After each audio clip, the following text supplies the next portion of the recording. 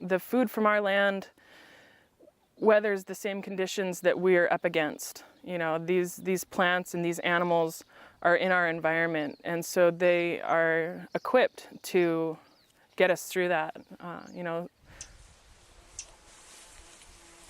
Over the last 10 years, developed a very deep relationship with the plants. It was 2 winters ago, I spent the winter in New Zealand with Jan Schofield. She was the author of Discovering Wild Plants. She lived across Kachemak Bay at Rocky Point outside of Homer for almost 40 years, and she lived off the land in a very secluded environment. And so she developed an acutely intimate relationship with each one of the plants. And with my time with her, she shared with me how to be with them, and just different ways of being quiet with the plants and different ways to read them.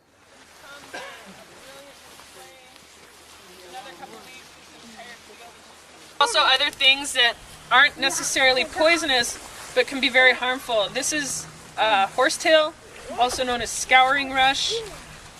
It's an interesting thing. It's one of the oldest plants, over 350 million years old. It used to be the size of spruce trees. At this point, it's not edible. When it's much younger, this is getting a little on the old side. You can see the branches are still pointing up. This is edible.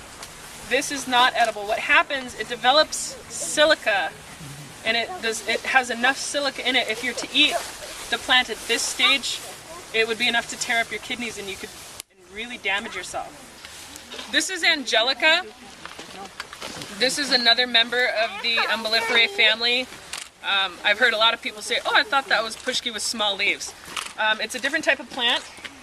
Angelica is one of the most, I'm going to say this about everyone. Every one of them is one of the most amazing plants I've ever come across. The skin rejuvenating qualities that it has, I've used it in lotions and stuff too, for faces, and I've seen people's wrinkles soften. And it's interesting that it's called Angelica because they almost have a more angelic look. This is my favorite as far as aesthetics go. The wild geraniums, they're absolutely beautiful. The flowers are edible. They make a wonderful addition to salads. Just, the first bite is with your eyes. So eating something beautiful is just as beneficial as something that's good for you. The leaves.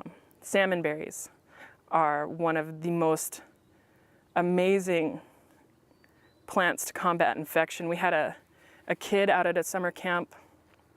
He had a motorcycle burn on his knee that he'd had for about 4 months, and it wasn't healing. And we chewed salmonberry leaves, stuck it on his knee, taped it up, and within half an hour, the paper towel that I'd put on top of the leaves was completely soaked. And then 3 days later, the red puffiness was gone, and it had receded 3/4 of an inch. They used rhubarb for drying, fever. I remember one time she wrapped my feet up in with rhubarb leaves when I was really sick. I was fever. I think I had the flu or something. I was in bed, and she wrapped my feet up with the big rhubarb leaves because they're poisons to eat. You can't eat that, and put thick socks over that, and just kept them there till the next morning. And when she came and she took them off, those were just crisp. The rhubarb leaves were just crisp and dried. Really, yeah. And I felt a whole lot better. I mean, it was just really good. The thought that nature knows you far more than you know nature. And so by paying attention to what's in your immediate environment is often what you need the most of, because we are very well provided for on this planet, absolutely.